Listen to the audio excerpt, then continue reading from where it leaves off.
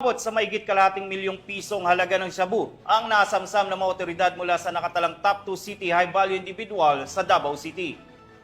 Kasalukuyang nasa kustodiya ng mga otoridad ang suspek at sasampahan ng kasong paglabag sa Republic Act 9165 o ang Comprehensive Dangerous Drugs Act of 2002.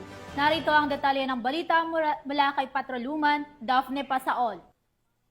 Sa halagang 510,000 pesos ang tinatayang kabuuang halaga ng hinihinalang shabu na nasabat mula sa isang bypass operation na isinagawa ng Tugbok Police Station noong Hunyo 15 taong kasalukuyan sa Purok 1, Barangay Mintal, Tugbok District, Davao City.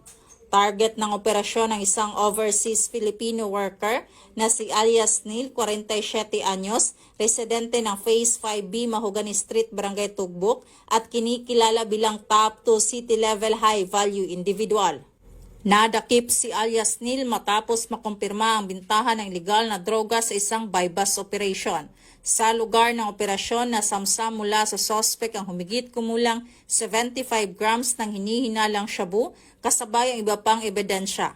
Kasalukuyang nakakulong ang sospek at nakaharap sa kasong paglabag sa Republic Act 9165 o Comprehensive Dangerous Drugs Act of 2002.